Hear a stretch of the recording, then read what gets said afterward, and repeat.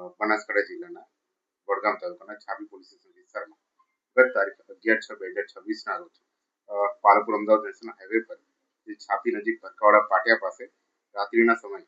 રાજસ્થાન પોલીસની ઓળખ આપી ફોર્ચ્યુનર ગાડીમાંથી જે સામેવાળા જે આરોપીઓ છે એમને હાઈવે પર લૂંટના ગુનાનો અંજામ આપ્યો હતો, જેને ગણતરીના દિવસોમાં બનાસકાંઠા જિલ્લા એલસીબી ટીમ દ્વારા આ ગુનાનો ડિટેક્ટ કરવામાં આવ્યો છે, જેમાં 11,33,000 મુદ્દામાલ અને રાજસ્થાનથી કિસ્સાની ધરપકડ પણ કરવામાં આવેલ છે. હું આપને હવે વિગતે જો વાત કરું કે ગત તારીખ 11/6/2026 રોજ પાલનપુર અમદાવાદ હાઈવે પર આ બનાવ બન્યો હતો, જેમાં જે ફરિયાદી અને એના સાહેબ એની પાસેથી રોકડ રકમ 50,000, આઈફોન 17 પ્રો મેક્સ એમ કુલ મળી 1,80,000ની લૂંટ કરેલ હોવાની ફરિયાદ છાપી પોલીસ સ્ટેશન ખાતે નોંધાઈ હતી. આ બાબતે માનનીય range IG Shri Parikshita Rathod madam તેમજ જિલ્લા પોલીસ વડા શ્રી પ્રસન્ન સુંબઈ સાહેબ દ્વારા આવા અનડિટેક્ટ ગુના અને લૂંટના જે ગુના અને હાઈવે ઉપર આવા ગુના બનતા હોય એ બાબતે તમામ અલગ અલગ ટીમો બનાવીને તમામ ટીમોને સૂચના આપવામાં આવી હતી કે આ ગુનો ગણતરીના કલાકોમાં સોલ્વ કરવા માટે, જે બાબતે જિલ્લાની અલગ અલગ ટીમો જે બનાવી હતી, જેમાં એલસીબીની ટીમ અને લોકલ ટીમ દ્વારા પણ આમાં ખૂબ મહેનત કરવામાં આવી હતી. આપને હું જણાવું કે જિલ્લા એલસીબીની ટીમ દ્વારા પીઆઈ ડીએમ રાઠોડ અને તેમની ટીમ દ્વારા અમદાવાદ હાઈવે પર 150 જેટલા સીસીટીવી કેમેરા,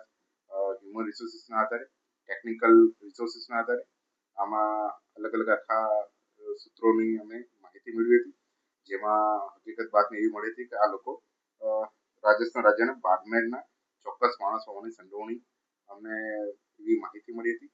જે બાબતે એલસીબીની ટીમ જે તપાસ કરી રહી હતી, જેમાં તેમને શેરપુરા પાટિયા પાસે ગુનામાં વપરાયેલા ઇનોવા કાર RJ04 TB 5494 તથા ગુનામાં સંડોવાયેલ આરોપી દેવારામ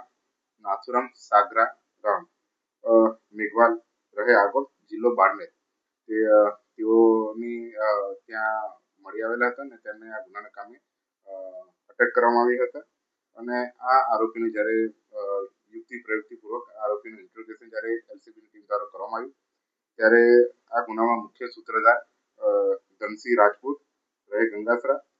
રાજસ્થાન તેમજ અન્ય ઇસમોમાં તપસિંહ રાજપૂત, જગમાતસિંહ, સ્વરૂપસિંહ, ફતેહસિંહ, વીરપુરસિંહ રાજપૂત આ ગુનો આચરણ હોવાનું જાણવા મળેલ છે. તદુપરાંત આ તમામ જે આરોપીઓ પકડાયા છે એના પાસેથી અત્યાર સુધીમાં જે મુદ્દામાલ કબજે કરવામાં આવે છે એ લૂંટમાં ગયેલ આઈફોન 17 પ્રો મેક્સ જે ફોન હતો એને પણ પોલીસે ગુનાના કામે કબજે લીધો છે. તદુપરાંત લૂંટમાં વપરાયેલ ઇનોવા ક્રિસ્ટા ગાડી જે છે એને પણ કબજે લીધેલી છે અને અંગ ઝડતીમાં મળેલ મોબાઈલ